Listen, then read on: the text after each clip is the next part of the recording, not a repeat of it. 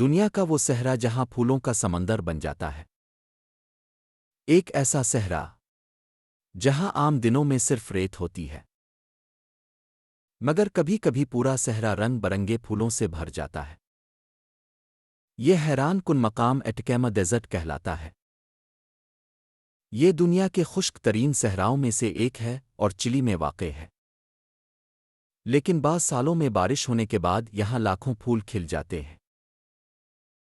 چند ہی ہفتوں میں ویران صحرا ایک رنگین باغ میں تبدیل ہو جاتا ہے۔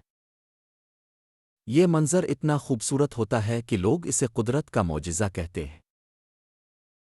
آپ کے خیال میں صحرا میں پھولوں کا سمندر زیادہ حیران کن ہے برف میں کھلنے والے پھول؟ اگر آپ کو ویڈیو پسند آئی ہے تو براہ کرم لائک، شیئر، کمنٹ، فالو کریں اور تاریخ دنیا یوٹیوب چینل کو سبسکرائب کریں اور گھنٹی کو دبائیں تاکہ میری آنے والی تمام ویڈیوز اب تک پہنچ سکیں۔